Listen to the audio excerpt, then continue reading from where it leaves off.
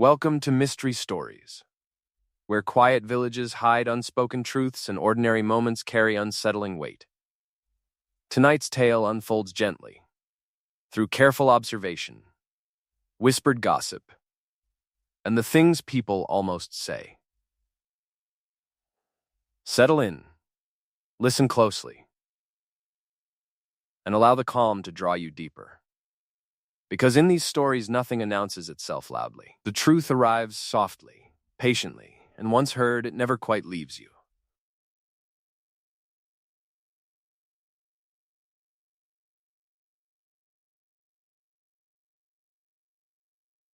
Chapter 1. The remark was made so softly that it might have been mistaken for nothing at all. A passing comment drifting between teacups and folding chairs, yet it caused 3 separate conversations to pause at once. Someone murmured that the lilies had arrived far earlier than promised, and the silence that followed was not the comfortable sort one expects among neighbors who have known one another for decades, but a held quiet, like a breath briefly forgotten. Miss Marple had arrived at the village hall just after 4, when the winter lights slanted low through tall windows and dust motes hovered above the long tables. The flower show preparations were always a pleasant affair, full of restrained pride and polite competitiveness, and she took her seat near the wall with the easy unobtrusiveness that allowed her to see everything without seeming to look at anything in particular. Around her, the hall hummed with familiar voices, and the soft scrape of vases being nudged into alignment. Ribbons smoothed, labels adjusted by hands that trembled slightly, despite their owners' smiles. It was the arrangement placed farthest from the rest that first caught her attention, not because it was especially beautiful, though it was, but because it stood alone, set a little to one side of the central table, as if no one had quite decided where it belonged. It was a careful composition of white lilies and pale greenery, restrained and elegant. Yet no one claimed it, no one fussed over it, and no one suggested moving it closer to the others. Miss Marple noticed how people's gazes slid past it, how feet subtly angled away from that end of the table. And she stored the observation quietly, the way one might note an unfamiliar creak in a familiar house. Mrs. Hawthorne presided over the room with her usual energetic authority, her voice bright as she spoke of donations and attendance, and the importance of presenting a welcoming display for the visiting judge. She moved briskly between tables, her hands busy, her smile fixed. Yet Miss Marple observed that her eyes returned again and again to the closed door leading toward the church vestry. Each glance was brief and seemingly casual, but the repetition gave it weight. It was the look of someone waiting for a late arrival, or perhaps for reassurance that something would not arrive at all. As the tea was poured and biscuits distributed, the talk turned to the weather, as it always did, and then to the cost of bulbs this year, which everyone agreed had become quite unreasonable. Miss Marple accepted her cup with thanks and listened, her attention drawn not to the words themselves, but to the small shifts beneath them.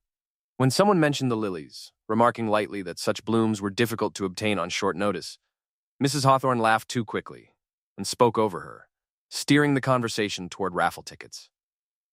The interruption was deft but unnecessary, and Miss Marple noticed the faint tightening at the corners of Mrs. Hawthorne's mouth as she did so. Nearby, Mrs. Bell adjusted the ribbon on her arrangement with meticulous care. Her fingers moved precisely, yet her knuckles were pale, and when she reached for the scissors, her hand shook just enough to cause a tiny snip too close to the bow. She frowned at it, then smoothed the ribbon flat as though it might hide the mistake.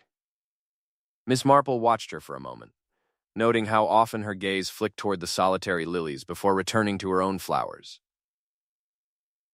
Someone else mentioned, in a tone meant to sound impressed rather than curious, that the delivery had come very early that morning, before the milkman, before most people were awake. It was offered as a marvel of efficiency, yet it drew an immediate response. Mrs. Hawthorne declared that such dedication was exactly what one hoped for from suppliers, and Mrs. Collins nodded a little too emphatically in agreement.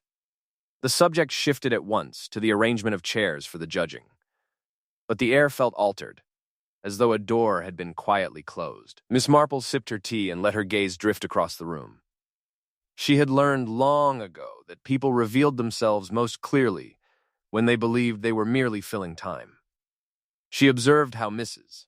Collins positioned herself with her back to the lilies, how Mr. Pritchard, usually eager to comment on any floral display, avoided that end of the table entirely. She noticed, too, a faint smear of soil on the cuff of Mrs. Bell's sleeve, dark and unmistakable against the pale fabric, incongruous on a day when the ground outside was dry and tidy. When Miss Marple remarked pleasantly that the hall looked especially lovely this year, Mrs. Bell startled, then smiled in relief, as though grateful for a neutral observation. She began to speak of how much effort everyone had put in, and in doing so let slip a complaint about the price of rare bulbs.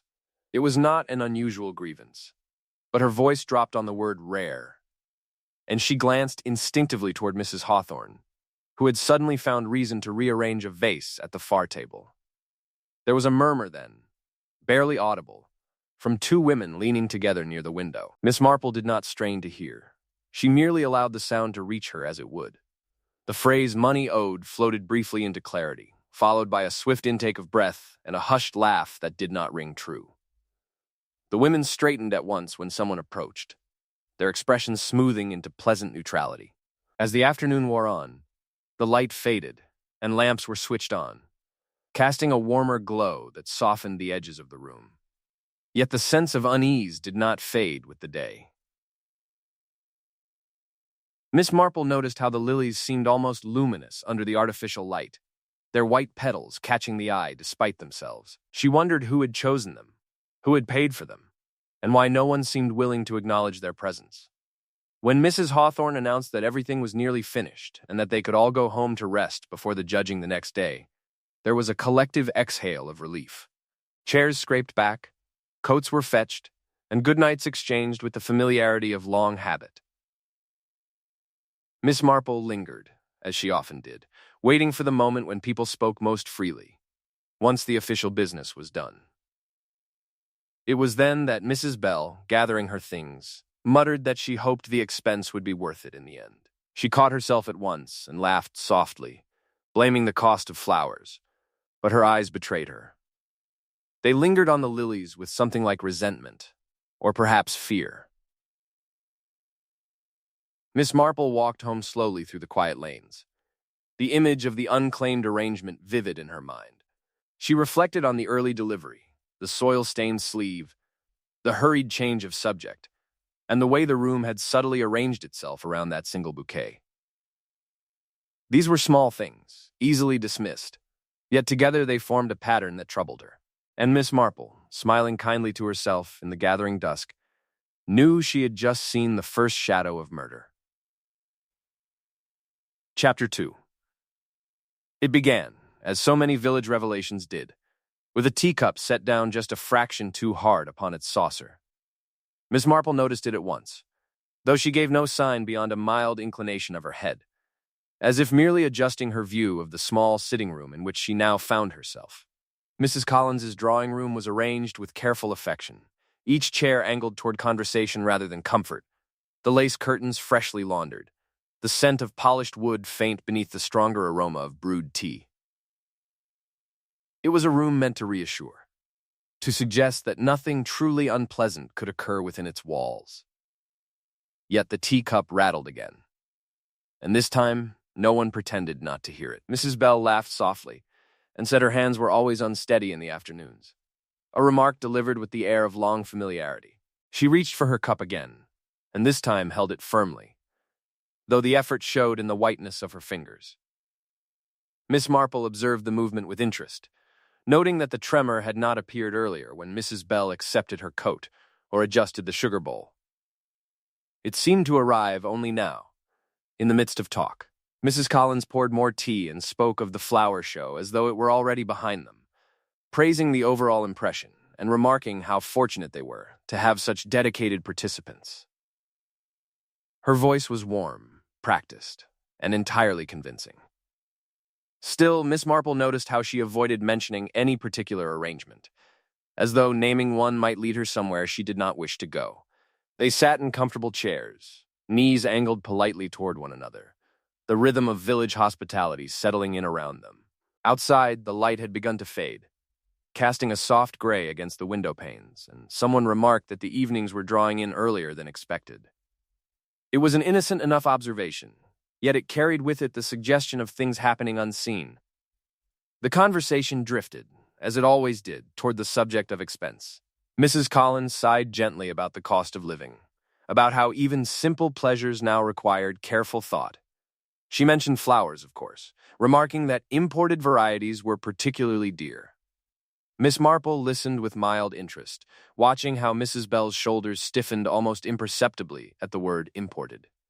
Mr. Collins, who had been quiet until then, spoke up with sudden enthusiasm, praising the elegance of one arrangement in particular. He did not name it, but his meaning was clear enough, and his voice carried an eagerness that sat oddly with the subdued tone of the afternoon. Miss Marple noted how he leaned forward as he spoke, as though seeking agreement, and how his wife's hand paused briefly in midair before she set down the teapot. Someone made a light-hearted comment about how flower shows had a way of stirring old rivalries, and Mrs. Collins laughed in response. The laugh came a fraction too late, and Miss Marple noticed how her eyes flicked toward the doorway before returning to the group. It was the same quick, habitual glance Miss Marple had seen the previous afternoon, and she wondered how often it had gone unnoticed. A small plate of biscuits was passed around, and Mrs. Bell declined one, saying she had lost her appetite. She smiled as she said it, but her gaze drifted toward the side table, where a small vase of flowers stood. They were modest blooms, chosen more for cheer than beauty, yet she stared at them, as though they carried some private meaning. The talk turned to the church, to an upcoming service, to the vicar's recent sermon, which several people agreed had been particularly thoughtful. Someone mentioned the vestry renovations in passing, and Mrs. Bell's cup rattled again. This time, she did not attempt to laugh it off. She set the cup down carefully and folded her hands in her lap, her posture suddenly rigid. Miss Marple remarked, in her gentle way, that the church garden must look quite lovely now, with everything so carefully tended for the season. It was an observation meant to invite agreement. Nothing more. Yet it produced an unexpected effect. Mrs. Collins nodded briskly and changed the subject at once, speaking of seating arrangements for Sunday. The swiftness of the shift did not escape Miss Marple's notice. As the afternoon deepened into evening, the room grew quieter, the conversation more intimate. It was in such moments Miss Marple knew that people were most likely to reveal themselves. Mrs. Bell spoke then of her late evening walks, of how peaceful the village could be once most lights were out. She described the paths near the church with an affection that seemed practiced, almost rehearsed.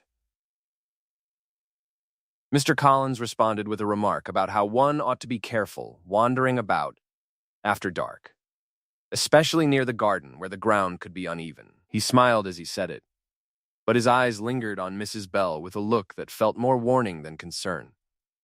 Miss Marple observed the exchange with quiet interest, sensing that something unspoken had passed between them. There was a moment of shared silence, broken only by the ticking of the clock on the mantel. In that pause, Mrs. Collins mentioned, quite casually, that she had found a seed catalog tucked into one of her husband's books the other day. She laughed as though it were nothing, suggesting he must have misplaced it. Mr. Collins laughed too, but the sound rang hollow, and he reached for his tea with unnecessary haste. Miss Marple recalled, in that instant, the whispered remark she had overheard at the hall about money owed for rare bulbs. She said nothing, of course, merely stirred her tea and listened, as Mrs. Collins went on to say how charming it was that people still took such an interest in gardening, even with so many other distractions. Someone mentioned love letters then, jokingly, hidden away among catalogs and papers. It was meant as a bit of harmless amusement, the sort of thing that drew polite chuckles. Instead, the room fell abruptly silent. Mrs. Bell's eyes widened for a moment before she looked down, and Mrs. Collins's smile froze, held in place by effort alone. Miss Marple remarked that secrets had a way of surfacing eventually, no matter how carefully they were tucked away. She spoke lightly, as though offering a general truth rather than a pointed observation. Mrs. Collins nodded, her smile returning with visible relief, and spoke of how important it was to maintain trust among neighbors. As the visit drew to a close, coats were fetched and farewells exchanged. Mrs. Bell lingered near the door, hesitating as though she wished to say something more. When she finally spoke, it was to mention that she had seen someone carrying a bouquet out of the vestry late the previous evening, long after preparations were meant to have ended. She said it as though it were merely a curiosity, an odd thing worth mentioning. Mrs. Collins laughed and suggested it must have been a misunderstanding, perhaps someone tidying up. Yet her voice carried an edge now, and her hand tightened on the doorknob. Miss Marple noticed how Mr. Collins avoided looking at either of them. Walking home through the quiet streets, Miss Marple reflected on the afternoon, the rattling teacup, the avoided topics, the sudden silences, and the image of a bouquet being carried through the vestry at an hour when no one ought to have been there. These were small things, easily dismissed. Yet together they suggested a pattern of unease that could not be ignored. And Miss Marple, her steps measured and her expression serene, felt the sense of it settle more firmly within her. The flowers were not merely decorations, and the conversations were not merely gossip. Something had been moved, hidden, or perhaps erased, and the village was beginning, ever so quietly, to feel the weight of it. Chapter 3. It was said the next morning, almost as an afterthought, that the church garden smelled unusually strong of flowers, though nothing new had been planted overnight. Miss Marple heard the remark while standing just inside the lych gate, her gloved hands folded loosely before her, her attention seemingly fixed on the slow progress of clouds across a pale sky. The speaker was Mrs. Denton, who had paused on her way past and spoken more to the air than to anyone in particular. She wrinkled her nose faintly, as though the scent unsettled her, then smiled and moved on, leaving the words behind like a dropped handkerchief. The garden lay before Miss Marple in orderly calm. Gravel paths were neatly raked, the beds edged with care, each plant given its proper place and attention. It was the sort of garden that reflected the values of the village itself, restrained, respectable, and quietly proud. Yet beneath that surface order, Miss Marple sensed a faint disturbance, something not immediately visible, but perceptible all the same. Like a room where the furniture has been moved in the dark, she began her walk slowly, pausing now and then as though to admire a bloom or examine a leaf, though in truth her eyes were drawn less to what flourished than to what seemed out of place. Near the rose arbor, the soil appeared darker, freshly turned despite the lack of recent rain. The earth had been smoothed carefully, almost lovingly, yet the texture betrayed recent disturbance. Miss Marple noted it without comment, her expression mild, her interest easily mistaken for idle appreciation. A gardener emerged from behind the hedge near the vestry wall, wiping his hands on a cloth that had once been white. He nodded politely and made some remark about the unpredictability of the season, about how one never quite knew what the weather might do. Miss Marple agreed, her tone conversational, and asked after the health of the plants. The man spoke readily enough, yet when she inquired how long he had been tending this particular garden, his answer grew vague. He smiled, shrugged, and said he helped out now and then when needed. Miss Marple thanked him and continued on her way, reflecting on the ease with which people could make themselves appear, both present and invisible. She noticed a faint scent of lilies lingering near the arbor, stronger than elsewhere in the garden, though no lilies were planted there. The scent was not unpleasant, but it was insistent, as though it wished to be noticed. She paused on a bench set back from the main path, ostensibly to rest, and from there observed the comings and goings of the village. Mrs. Hawthorne crossed the lawn with purposeful steps, carrying a stack of papers pressed tightly to her chest. She glanced toward the vestry door, then away, then back again, her movements betraying attention she did not otherwise display. When she noticed Miss Marple, she smiled at once and altered her course slightly, calling out a cheerful greeting. They spoke of small things, of the success of the preparations, of how lovely everything looked now that it was nearly finished. Mrs. Hawthorne remarked that the garden had never been in better condition, though she added quickly that such improvements did not come cheaply. She laughed as she said it, But the laugh carried an edge, and Miss Marple noticed how her fingers tightened briefly around the papers she held. Miss Marple commented on the roses, saying how well they had been cared for, and mentioned the fresh look of the soil beneath them. Mrs. Hawthorne followed her gaze and nodded briskly, explaining that some work had been done recently to improve drainage. She spoke quickly, too quickly, and Miss Marple noted how she did not quite meet her eyes.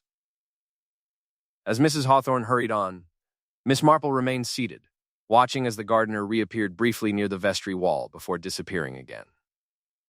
She noticed that he avoided the central paths, keeping instead to the edges of the garden, and wondered why someone so involved in its care seemed reluctant to be seen. Later, near the back of the church, Miss Marple encountered Mrs. Bell, who stood gazing at the stone wall as though deep in thought. She started slightly at Miss Marple's greeting, then recovered, and spoke of how peaceful the garden felt at that hour. Miss Marple agreed, adding that it must be especially lovely in the evening, when the day's work was done and the village quieted.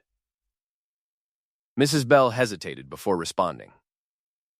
She said, carefully, that she did sometimes walk there in the evenings, that it helped her think. Her voice softened as she spoke, yet her eyes darted briefly toward the arbor, then away. Miss Marple observed the movement and filed it away alongside the others.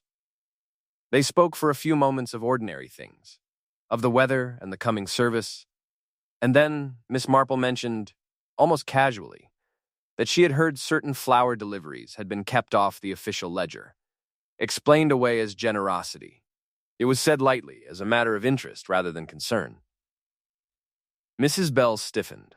She laughed softly and said she knew nothing of such matters, that she left all the accounting to those better suited to it. Yet her hand rose to her collar, adjusting it, though it sat perfectly well. Miss Marple noticed the gesture and the way Mrs. Bell's voice grew slightly strained as she spoke. A pair of women passed nearby, their conversation drifting toward them. One remarked that the garden had cost more than anyone admitted, that certain improvements had been made quietly, without committee approval. The other replied that it was best not to ask too many questions, especially when generosity was involved. They laughed and moved on, leaving behind a sense of something carefully unexamined.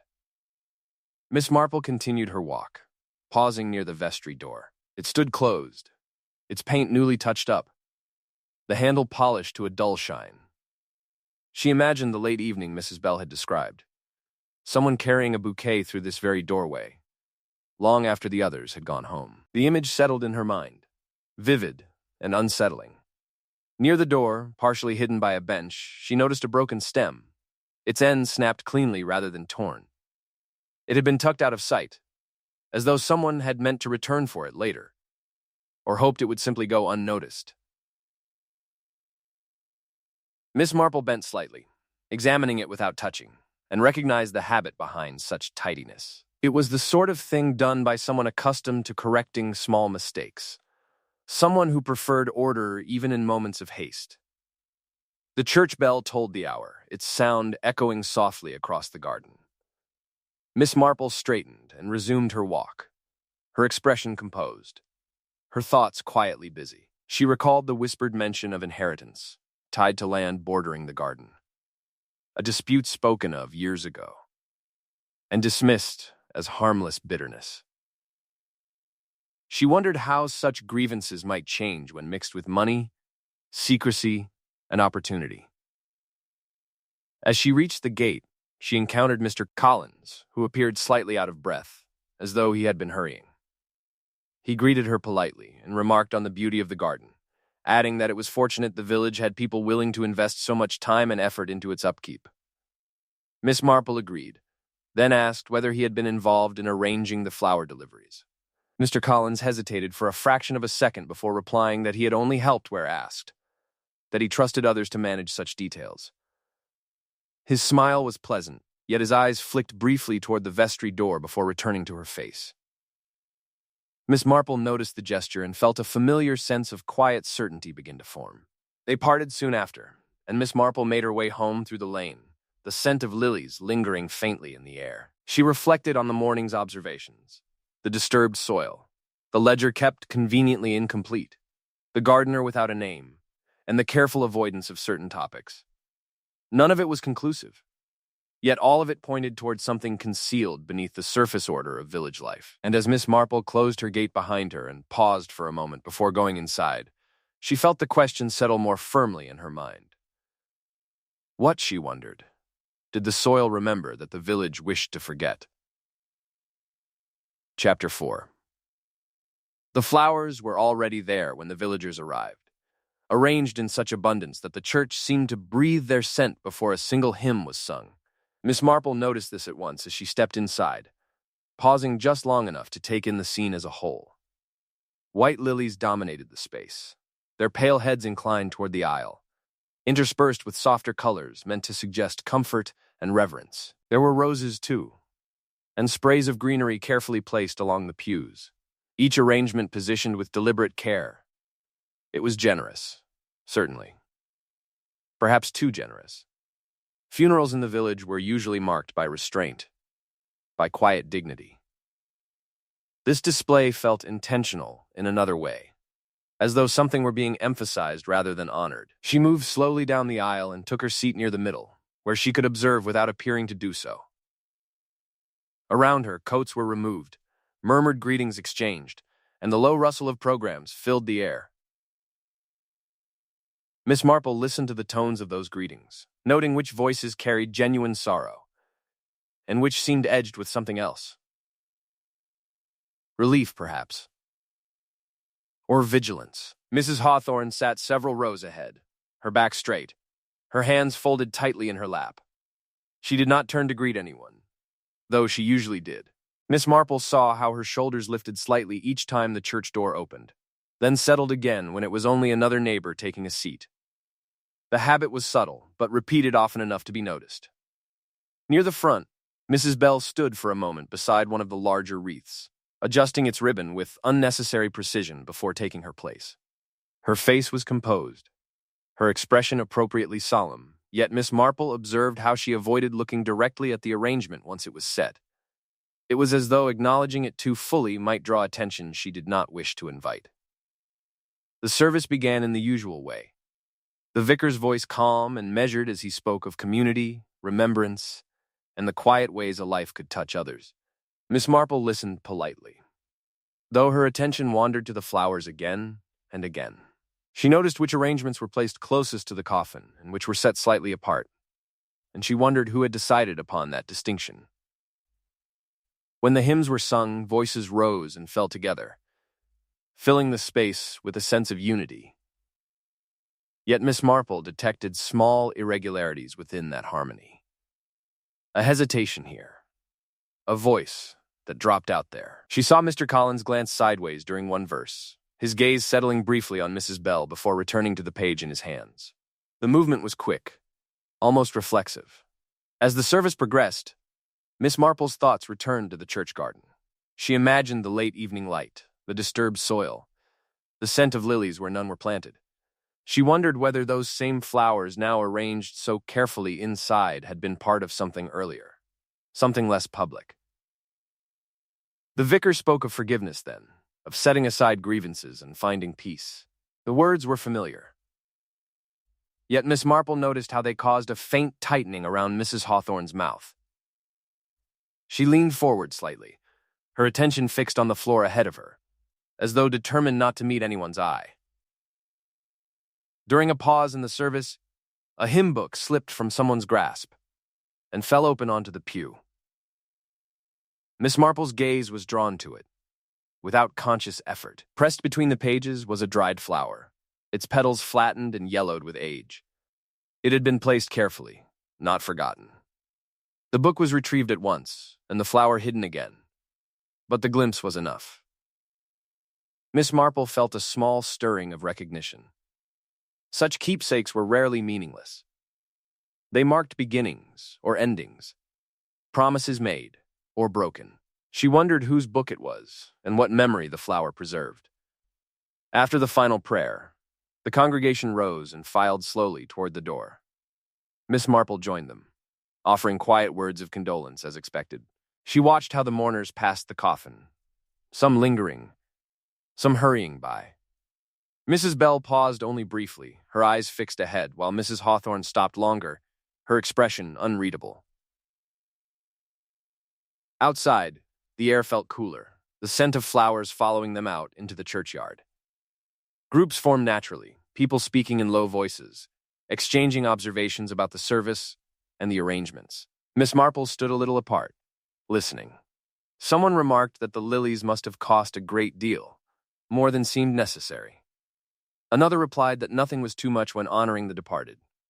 The exchange was polite, yet Miss Marple noticed how the first speaker lowered her voice instinctively, as though aware she was touching upon something sensitive. Mrs. Collins approached Miss Marple then, her face arranged into a sympathetic smile. She spoke of how lovely everything had been, how comforting the flowers were. Miss Marple agreed, adding that the abundance was striking. Mrs. Collins nodded, then said, almost too casually, that certain debts had been settled very promptly after the death, which was a mercy for all concerned. The remark lingered between them. Miss Marple looked at her with mild curiosity and asked what she meant. Mrs. Collins laughed softly and waved a hand, saying only that it was nice when loose ends were tied up neatly. Her gaze flicked toward Mrs. Hawthorne, who stood nearby speaking to the vicar, and then away again. As the crowd began to thin, Miss Marple wandered toward the edge of the churchyard, where a cluster of wreaths had been set aside. She examined them with apparent interest, noting the names on the cards, the handwriting, the choice of flowers. One wreath in particular bore no name at all, only a simple ribbon without inscription. Miss Marple found this curious. Anonymous generosity was rare in the village, especially on such an occasion. She heard her name spoken then, and turned to see Mrs. Bell approaching. Her face held the strained politeness of someone determined to appear composed. She commented on the weather, on how fortunate they were it had not rained, and then, after a brief hesitation, remarked that the lilies had been chosen because they were the departed's favorite. Miss Marple nodded, and said they were very fine flowers indeed. She asked, gently, how Mrs. Bell knew of that preference. Mrs. Bell blinked, then said it was something everyone knew, or at least everyone who had paid attention. She smiled, but the smile did not reach her eyes. A pair of women passed behind them, their conversation drifting into earshot. One murmured that the garden improvements had finally been worth the trouble, that the land would surely be valued differently now. The other replied that it was fortunate the matter had resolved itself as it had. Their voices dropped lower as they moved away. Miss Marple watched them go, then turned back to Mrs. Bell. She remarked that disputes had a way of resurfacing when one least expected them, especially where property was concerned. Mrs. Bell stiffened slightly and said she preferred not to dwell on unpleasant matters. She excused herself soon after, leaving Miss Marple alone once more. As she prepared to leave, Miss Marple noticed Mr. Collins standing near the gate, his expression thoughtful.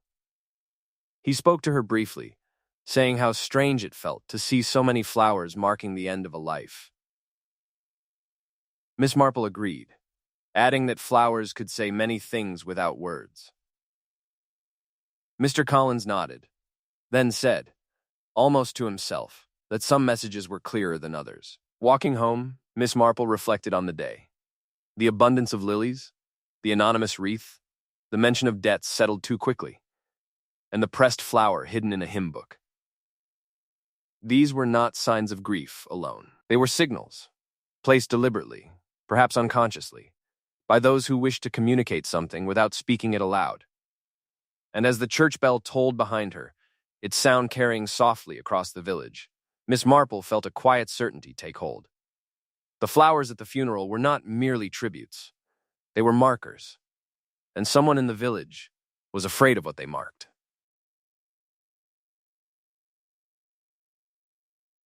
Chapter 5. The bill was mentioned in the shop with the same careless tone one might use to comment on the weather, yet it brought the room to a standstill all the same. Miss Marple heard it, as she stood near the counter, examining a display of preserves with polite interest, while Mrs. Denton rang up a modest purchase. The shop was warm and close, the air scented with bread and soap, and the small bell above the door chimed softly each time someone entered or left. It was a place of routine comfort, where conversations overlapped easily and nothing ever seemed truly private. Yet when Mrs. Denton remarked that the invoice for the lilies had finally been settled, every sound in the room faltered for a moment, as though the village itself had paused to listen. Mrs. Denton laughed lightly and said it was a relief to see such matters resolved, especially when they had been hanging about for so long. She folded the paper receipt with unnecessary precision, her fingers creasing it twice before setting it aside. Miss Marple noticed the care of the movement, and the way Mrs. Denton avoided looking at anyone as she spoke. It was the manner of someone who had already said more than she intended.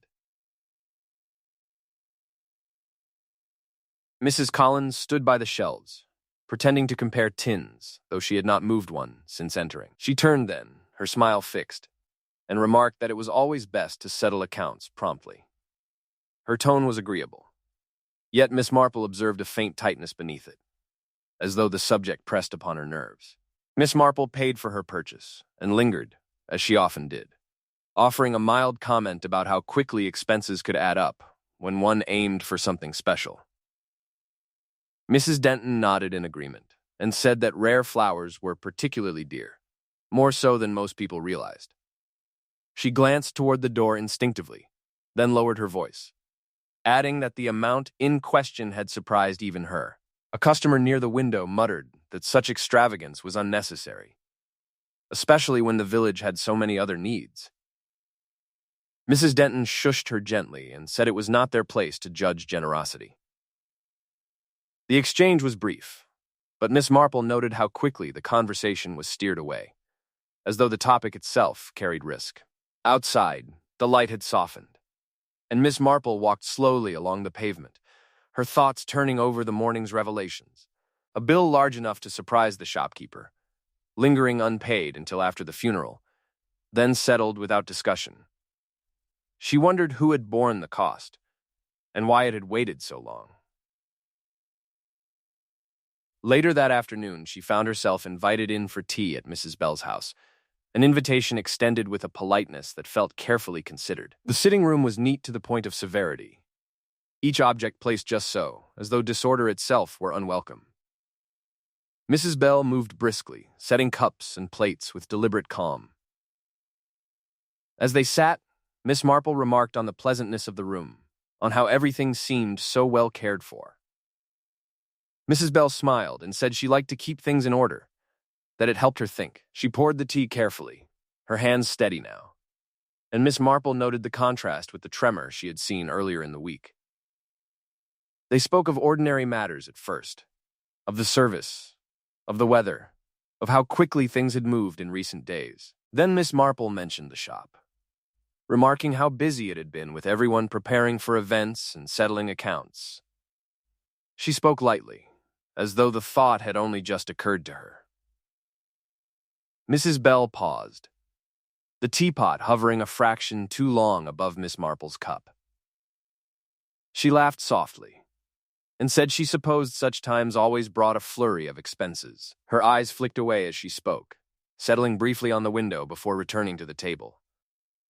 Miss Marple observed, with apparent curiosity, that Mrs. Denton had seemed relieved about a particular invoice being paid at last. She did not name it, allowing the implication to rest gently between them. Mrs. Bell's smile faltered for just an instant before she recovered, and said that it was good when loose ends were tied up. She set the teapot down with care and folded her hands together, her posture suddenly rigid. There was a pause, filled by the ticking of a clock on the mantel. Miss Marple waited, knowing that silence often invited more honesty than direct questions ever could. Mrs. Bell spoke again, remarking that people often underestimated the cost of maintaining appearances, especially in a village where everyone noticed everything. She said it as though offering a general truth, yet her voice carried an edge that suggested personal experience. Miss Marple nodded sympathetically and said that expectations could be burdensome. She added, almost as an aside, that it was fortunate the payment had been made so swiftly after the funeral. The remark was gentle, framed as observation rather than inquiry. Mrs. Bell's hands tightened together. She said, a little too quickly that it was only sensible to settle such matters promptly, that delays only invited gossip. Miss Marple noticed the emphasis on the word gossip and wondered what stories Mrs. Bell feared might take root if the bill had remained unpaid. As the afternoon wore on, the conversation turned toward gardening, and Mrs. Bell spoke at length about her fondness for evening walks near the church. She described the quiet there, the way the paths looked in the fading light. Miss Marple listened attentively, recalling the disturbed soil and the lingering scent of lilies. At one point, Mrs. Bell reached for a plate, and Miss Marple glimpsed a faint cut on her hand, partially hidden beneath a bandage. Mrs. Bell noticed her glance and said it was nothing, just a thorn prick from tidying up. She laughed it off.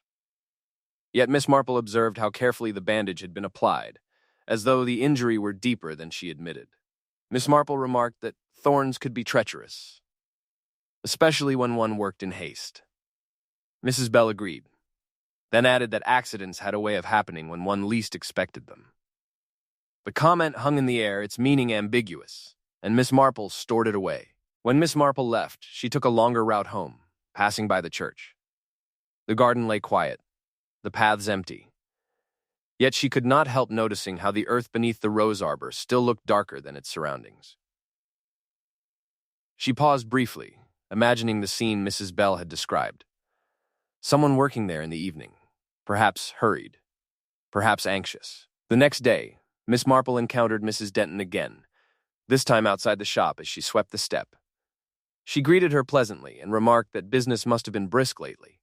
Mrs. Denton nodded and said it always was when there were events, adding that some payments were made in cash rather than by check, which was unusual these days. Miss Marple raised her eyebrows mildly and said that must make record-keeping difficult. Mrs. Denton shrugged and said one did what one could, though she added that the particular payment in question had been made very early in the morning, before the shop officially opened. She laughed as she said it, as though it were a charming detail. Miss Marple thanked her and continued on her way, her mind turning over the image of someone arriving early, eager to erase a debt before questions could be asked. She thought of the anonymous wreath, the hurried glances, the soil-stained sleeve. Each piece fitted more neatly now, forming a picture that troubled her. Later that afternoon, she sat by her window, watching the village go about its quiet routines. Children passed on their way home, a cart rattled by, and somewhere a door closed softly. Life continued as it always did, serene on the surface. Yet beneath that calm, Miss Marple felt a growing certainty. The bill that would not disappear had been more than a matter of money. It had been a thread connecting people who wished very much not to be connected, a reminder of something done and something feared. And as she folded her hands and gazed out at the fading light, Miss Marple wondered who had been so anxious to pay the price and what, precisely, they believed they were buying. Chapter 6. The flowers spoke, though no one seemed to realize they were listening. Miss Marple became aware of it while standing alone in the village hall once more. The room quiet now, except for the soft tick of the clock and the distant sound of footsteps outside. The judging had concluded earlier in the day, and most of the arrangements remained in place until they could be collected. The air held the faintly sweet heaviness that comes when blossoms linger too long indoors, a scent that was no longer celebratory but faintly oppressive, as though something wished to be said before it faded entirely. She had come on a small errand, returning a program left behind, and found herself with a few unclaimed minutes. It was in such moments, she knew, that clarity often arrived. With no one else present, the flowers seemed different somehow, less ornamental, more deliberate. Miss Marple walked slowly along the tables, her hands clasped lightly, her gaze resting briefly on each arrangement in turn. She did not study them as a judge might, weighing symmetry or freshness. Instead, she noticed the choices. Which flowers had been paired together, which colors had been softened, and which allowed to stand stark and bright. The lilies, of course, drew her attention again. They had been repositioned since the first day, now placed closer to the center. their presence less avoidable. Someone had made that decision, she thought, and she wondered when. Lilies were not chosen lightly. They carried associations that lingered even when unspoken, and their meaning was rarely accidental. She paused before one arrangement that combined white lilies with small dark blossoms, woven discreetly among the greenery. It was striking in a quiet way, almost restrained to the point of severity. Miss Marple noticed how the darker flowers had been placed not at the edges, but tucked close to the stems, partially hidden. It gave the impression of something concealed at the heart of beauty. A voice broke the silence then, and Miss Marple turned to see Mrs. Hawthorne standing near the doorway, keys in hand. She looked faintly surprised to find Miss Marple there, then smiled and said she had forgotten something. Her tone was light, yet her eyes moved immediately to the lilies, lingering there before returning to Miss Marple. They spoke politely, exchanging remarks about the success of the event and how pleased everyone seemed. Mrs. Hawthorne mentioned that the judge had been particularly impressed by the symbolism in some of the arrangements, how thoughtfully chosen they were. She laughed softly as she said it, but Miss Marple noticed how her fingers tightened around the keys. Miss Marple remarked that flowers had long been used to convey messages when words felt insufficient. It was said mildly, as though recalling a bit of trivia rather than suggesting anything pointed. Mrs. Hawthorne nodded, then said she supposed that was true, though she added quickly that most people nowadays chose flowers simply for their appearance. As they walked together along the tables, Miss Marple observed how Mrs. Hawthorne avoided stopping near the lilies, keeping her pace brisk. She paused instead by an arrangement of bright mixed blooms and spoke enthusiastically about its cheerfulness. Miss Marple listened, her attention divided between the words and the careful avoidance. Someone else entered the hall then, Mrs. Collins, carrying a small notebook. She greeted them warmly and said she had come to check which arrangements were to be collected later. Her eyes flicked over the tables with practiced efficiency, yet Miss Marple noticed how they lingered on the lilies before sliding away. Miss Marple took the opportunity to remark, quite casually, that the combinations were intriguing, that certain pairings suggested intention rather than chance. Mrs. Collins smiled and said that some people were very particular, that they liked to communicate personal sentiments through their choices. She said it lightly, yet her voice dipped slightly on the word communicate. Mrs. Hawthorne excused herself soon after, citing another commitment, and left with a speed that felt disproportionate to the errand she had claimed. Mrs. Collins remained, making notes, her pen moving steadily. Miss Marple watched her for a moment, then asked whether the arrangements had been altered since the first day. Mrs. Collins hesitated before answering. She said that a few had been adjusted, that space considerations sometimes required it. Miss Marple nodded and asked who had done the repositioning. Mrs. Collins replied that several people had helped, that it was hard to say exactly. She smiled as she spoke, but Miss Marple sensed the evasion beneath the politeness. Later that afternoon, Miss Marple found herself seated in Mrs. Denton's back room, where a small group had gathered for tea. The conversation drifted easily, touching on the judging, on who had been pleased or disappointed.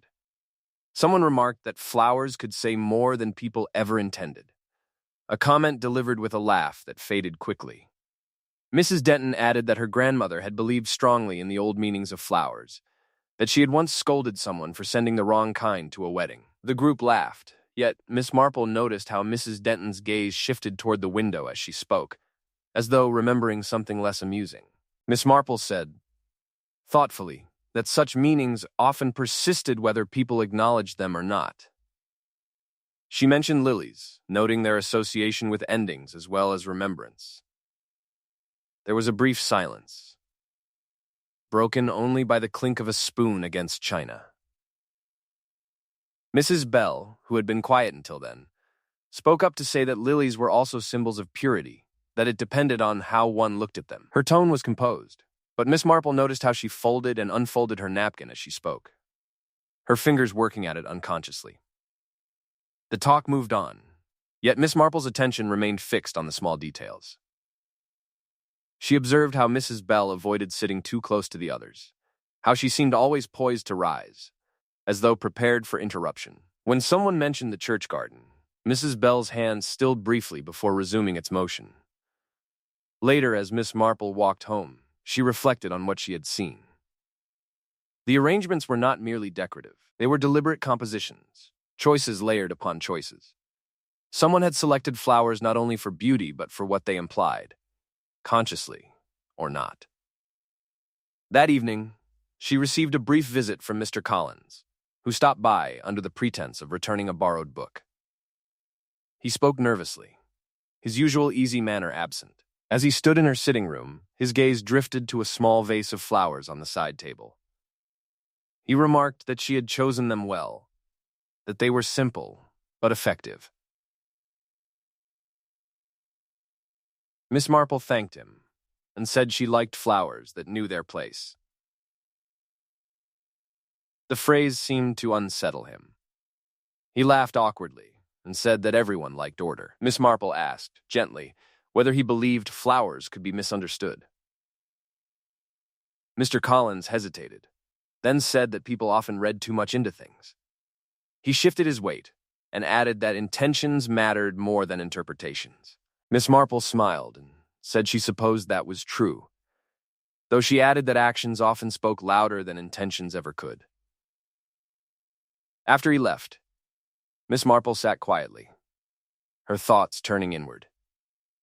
She recalled the broken stem hidden by the bench, the anonymous wreath, the rearranged lilies, and the hurried payment of a bill. Each detail felt less isolated now, part of a larger language spoken through stems and leaves, placement and absence.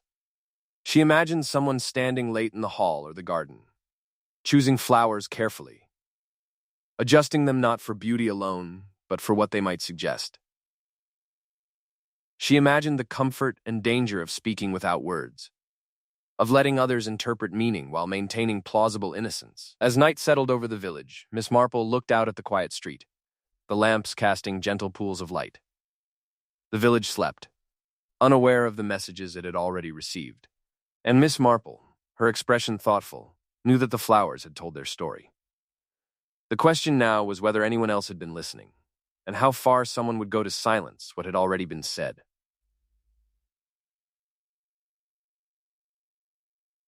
Chapter 7. The rain arrived without warning, a steady, patient fall that softened the edges of the village and loosened what had been carefully pressed down. Miss Marple noticed its effect at once when she looked out from her front window early that morning. The paths glistened, the hedges darkened, and the air carried a heavier scent than usual. Earth and leaves stirred into something more intimate. It was the sort of rain that revealed rather than concealed, that encouraged the ground to speak if one knew how to listen. By mid-morning, a quiet murmur had begun to move through the village. Someone mentioned that the church garden looked disturbed again, that the soil beneath the rose arbor had shifted overnight. Miss Marple heard this while standing near the bakery counter, her basket resting lightly against her arm.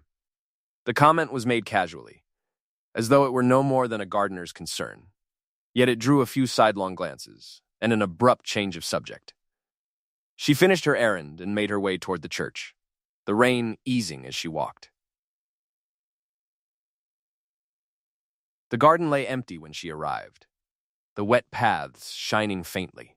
Miss Marple moved slowly, her steps measured, her attention fixed on the places she had already learned to regard with interest. Near the arbor, the soil told its story plainly now.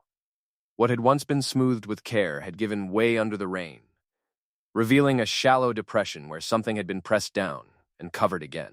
It was not dramatic, not the sort of thing that would alarm anyone at a glance. Yet to Miss Marple, it spoke volumes. The earth had been disturbed deliberately, not by accident or weather alone. She stood for a moment, letting the rain dampen her coat, and considered what might have been hidden there, and why it had been so carefully tended afterward. Nearby, the scent of lilies lingered faintly, stubborn despite the rain, as though refusing to be washed away entirely. A voice broke the quiet, and Miss Marple turned to see Mrs. Bell approaching along the path. She walked with careful steps, her expression composed, though her eyes flicked briefly toward the arbor before settling on Miss Marple. She greeted her politely and remarked on the weather, saying how the rain would be good for the garden. Miss Marple agreed and said it was remarkable how much the ground revealed after a proper soaking. She spoke lightly, yet her gaze remained on the darkened soil. Mrs. Bell followed it and nodded, saying that gardeners often underestimated how quickly their work could be undone. They walked together for a short distance, their conversation touching on small, safe topics. Then Miss Marple mentioned, almost idly, that she had heard someone had been in the garden late on the night before the death, supposedly to protect the flowers from frost. She phrased it as village gossip, nothing more. Mrs. Bell's pace faltered for just an instant. She recovered at once and laughed softly, saying that people would invent any number of stories if left to themselves. She added that she herself had been restless that evening and had taken a short walk, nothing more. Miss Marple nodded, her expression sympathetic, and said she found the garden particularly peaceful at night. She remarked that one could do a great deal of thinking there, especially when no one else was about. Mrs. Bell agreed, though her voice carried a tension that had not been there before. As they parted, Miss Marple noticed how Mrs. Bell's hand brushed unconsciously against her coat pocket, as though checking for something. It was a small gesture, easily overlooked. Yet it stayed with Miss Marple as she continued on her way. Later that afternoon, she encountered Mrs. Denton outside the shop, where a small group had gathered to comment on the weather and its effects. Someone remarked that the rain had uncovered more than expected in the garden, and Mrs. Denton replied that it was best not to poke about in such places without reason. She laughed as she said it, but her eyes shifted toward the church. Miss Marple listened and said nothing, content to let the conversation unfold. Another woman mentioned a disagreement from years ago, over the strip of land bordering the church garden, and how it had caused no end of unpleasantness at the time. It was spoken of now as something safely past, a foolish quarrel long settled. Miss Marple thought of the inheritance tied to that land, of the whispered resentment she had heard before, and wondered how such disputes truly ended. She remarked gently that old arguments had a way of resurfacing when circumstances changed. The women nodded, some with interest, some with discomfort. As the day wore on, Miss Marple received a visit from Mr. Collins. He arrived without warning, his manner more strained than usual. He spoke of trivial matters at first, of the rain and the inconvenience it caused, yet his gaze wandered constantly toward the window, as though he expected someone to pass.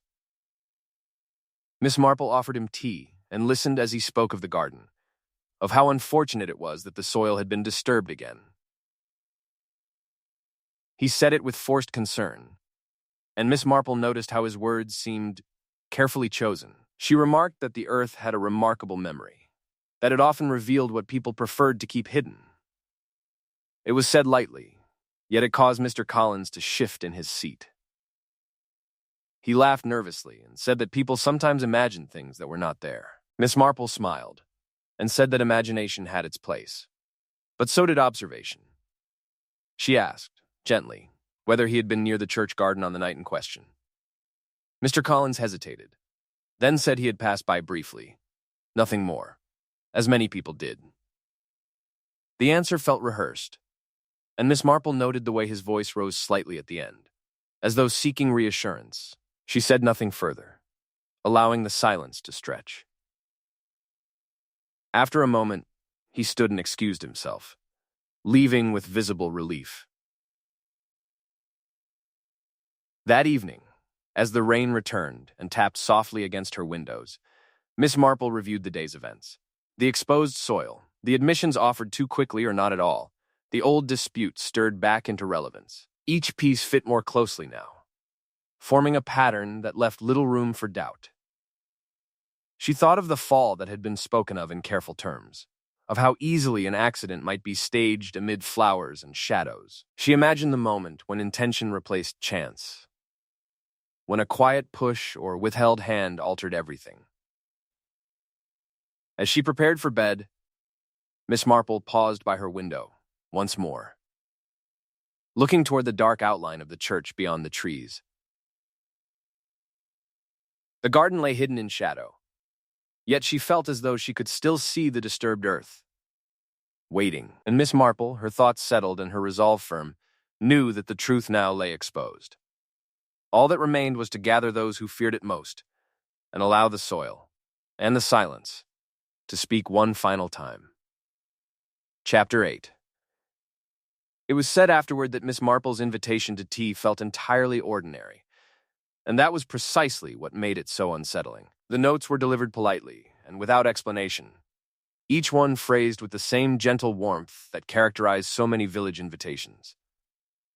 There was no hint of urgency, no suggestion that anything beyond a pleasant afternoon gathering was intended. Yet those who received them felt a faint tightening all the same, a sense that declining would be unwise. By the time the appointed hour arrived, the village seemed to hold its breath. Miss Marple's sitting room was as calm as ever, the fire low, the curtains half drawn against the afternoon light.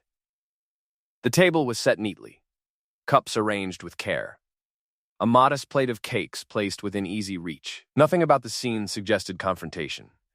And yet, as Mrs. Hawthorne arrived, followed by Mrs. Bell, Mr. Collins, and Mrs. Denton, there was a stiffness to their greetings that betrayed a shared unease.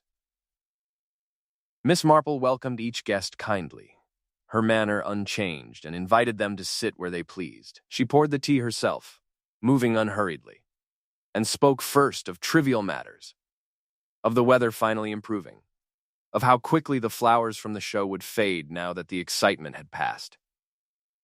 Her voice was steady, soothing, the voice of someone entirely at ease. Only when everyone had a cup in hand did she glance around the room, her expression thoughtful rather than stern. She remarked, almost conversationally, that flowers had played a remarkable role in recent days. She spoke of how they had brought the village together, how much effort and care had gone into their selection and placement. Mrs. Hawthorne nodded briskly, agreeing at once. Mrs. Bell smiled faintly, her hands wrapped tightly around her cup. Mr. Collins shifted slightly in his chair, his gaze fixed on the floor. Miss Marple continued, observing that flowers could be expressive things, particularly when chosen with intention. She spoke of how their timing, their placement, and even their absence could convey meaning. She said it as though discussing a general principle, yet the air in the room seemed to thicken as she spoke. She mentioned the early delivery of the lilies, noting how unusual it had been for them to arrive before dawn. Mrs. Denton cleared her throat and said the supplier must have been eager. Miss Marple smiled and said perhaps, though she added that eagerness often accompanied urgency.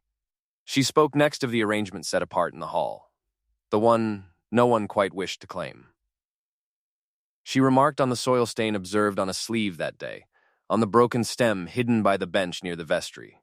Each detail was offered gently, without accusation, yet each landed with quiet precision. Mrs. Bell's fingers tightened around her cup. Mr. Collins's foot tapped once against the rug before stilling. Mrs. Hawthorne's smile grew fixed, her eyes bright with attention.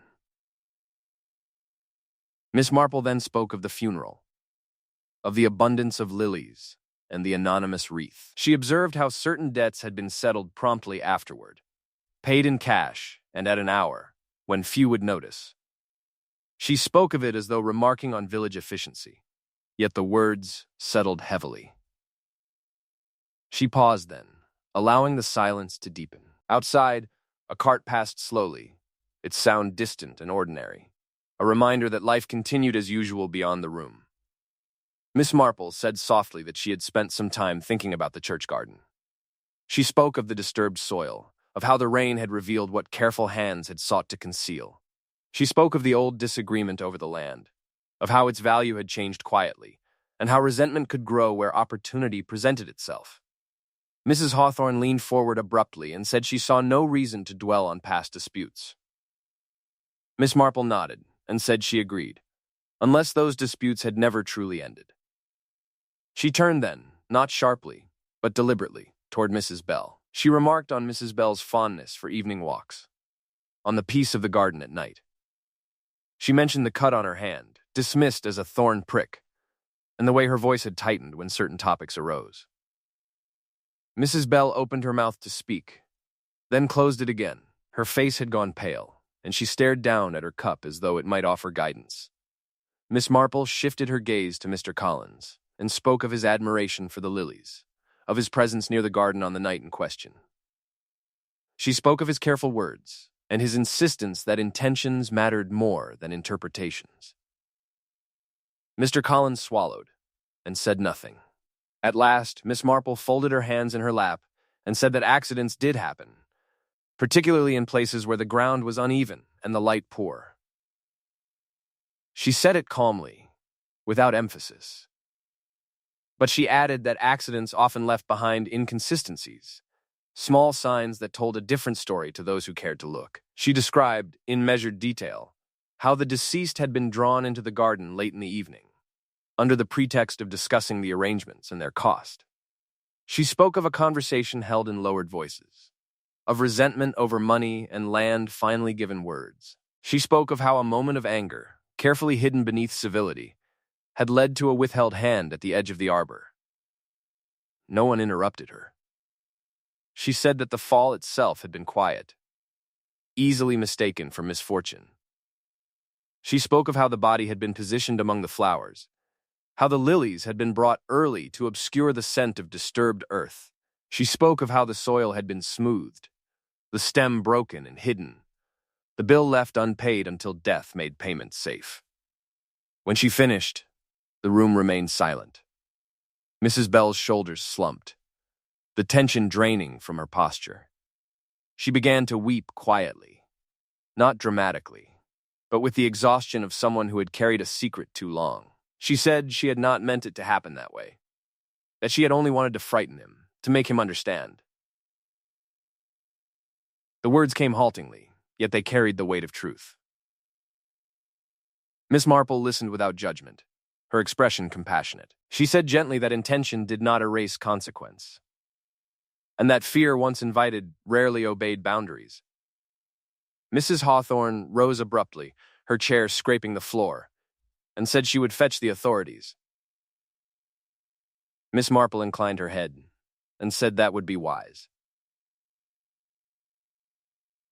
As they waited, the room seemed to exhale, the tension easing into something like sorrow. Mr. Collins sat very still, his gaze fixed ahead, while Mrs. Denton pressed her lips together, her eyes bright with unshed tears. When the door finally closed behind those who went to summon help, Miss Marple remained seated, her hands folded, her gaze resting on the small vase of flowers by the window. They were simple blooms, chosen for no reason other than pleasure, and they leaned toward the light without guile. Later, when the village spoke of the matter in hushed tones, they would say how neatly it had all been explained, how calmly Miss Marple had spoken. They would marvel at her insight and her kindness. Miss Marple herself would think only of the garden, of how the soil had remembered what people had tried to forget, and of how flowers, arranged with care, had told a story that could not remain hidden. And as the evening settled over the village once more, quiet and familiar, Miss Marple reflected that secrets, like seeds, always grew toward the light in the end. The village returned, in time, to its familiar rhythms. Doors opened in the morning as they always had. Kettles were set on stoves, and the church bell resumed its measured calls, sounding no different to those who had not learned how closely sound and silence could resemble one another. The garden was tended again, the disturbed soil carefully smoothed, though those who worked there found their hands lingering, as if the ground itself required reassurance. Miss Marple took her usual walks, greeted as warmly as ever, though with a new attentiveness in some glances, a softened respect in others. She accepted it all with gentle composure, knowing that villages preferred reassurance to understanding, and that was often enough. She spoke little of what had passed, and when asked, she remarked only that people were far more transparent than they believed, especially when they tried too hard to appear ordinary. The flowers from the show faded and were discarded, their purpose fulfilled, their messages already delivered. Yet the memory of them lingered, quiet but persistent, woven into conversations that paused and resumed with care. Life, as it always did, continued. And Miss Marple, sitting by her window in the late afternoon light, reflected not on guilt or justice, but on the small moments that revealed everything. A glance held too long, a hand that trembled, a silence that spoke louder than words. It was there, she knew, that the truth always waited, patient and inevitable, ready to be noticed by anyone willing to look closely enough.